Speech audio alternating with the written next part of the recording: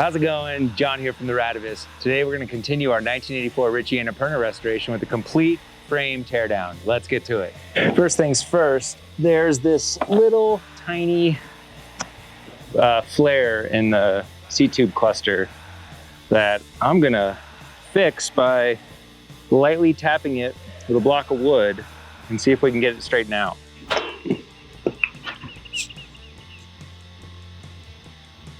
The cranks actually spin pretty good. There's not a whole lot of grinding or play, but I'm gonna take them off just to show you something that's kind of cool about these 1980s Ritchie frames. There's something really unique about what Tom was doing with his bottom brackets back in the 80s. He was using fillwood bearings that pressed into the bottom bracket shell, and a little groove on the bottom bracket shell held this circlip, which kept the bearings in place. Sometimes these things get stuck and they're a massive pain in the butt to get out, but there you go.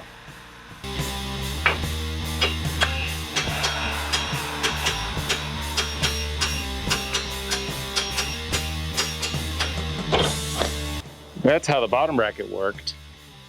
Essentially, you would press in one bearing, get the other bearing onto the spindle, hammer it in, add the circlips, and you've got a pretty minimal setup. So the bottom bracket doesn't look too bad. It's about as you would expect from a 1980s bike. Just based on the surface oxidation on some of the hardware, I'd say this was probably ridden by the coast. Floss it with an old rag. Wow, not bad. It's actually in pretty good shape. There we go. Top nut came off. This steerer looks like a rat chewed it off. Not a whole lot of stack left. Maybe that's why there's a 105 headset on it.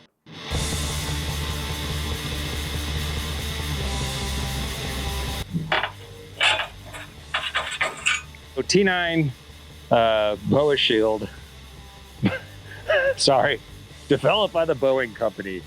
That doesn't really instill a whole lot of faith, but whatever. Boa Shield T9 is a rust and corrosion protection lubricant. So give it a good shake. I'll usually take a rag and stick it under the cup and then just spray it into the top tube and then into the down tube. The C-tube on this isn't ported into the bottom bracket, so we'll just add some. Look at that, boom. Get the C-tube nice and coated. This is essentially a crucial part of a bicycle restoration, in my opinion, because this is increasing the lifespan and the longevity of this frame.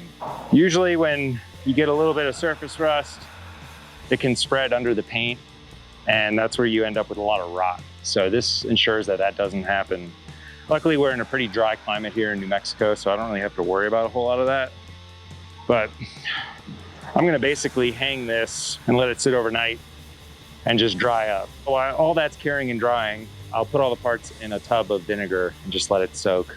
Vinegar is kind of like a pre-cleaner for me. It just helps break up some of the grime and the grease. So I let the frame cure overnight and then wiped off any excess T9 from the paint with some simple green and just a rag. The next step is to clean the paint with some 3M one-step cleaner wax, and then to give it a nice polish with new finish.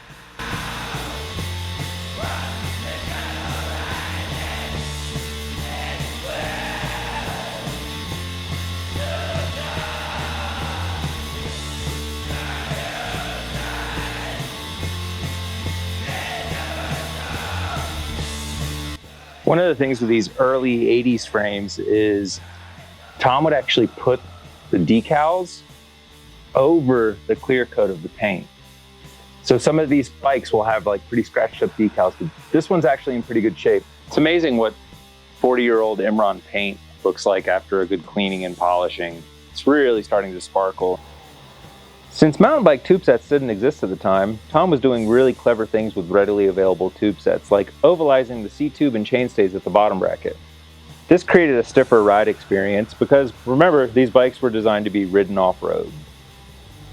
Now that the frame is all cleaned and polished, it's time to build it back up. In the next episode of this vintage mountain bike restoration series, we'll throw the old parts back on it and take it for a spin. Thanks so much for watching, and if you really like our content, please like and subscribe. It helps us grow our channel. Thanks. Bye.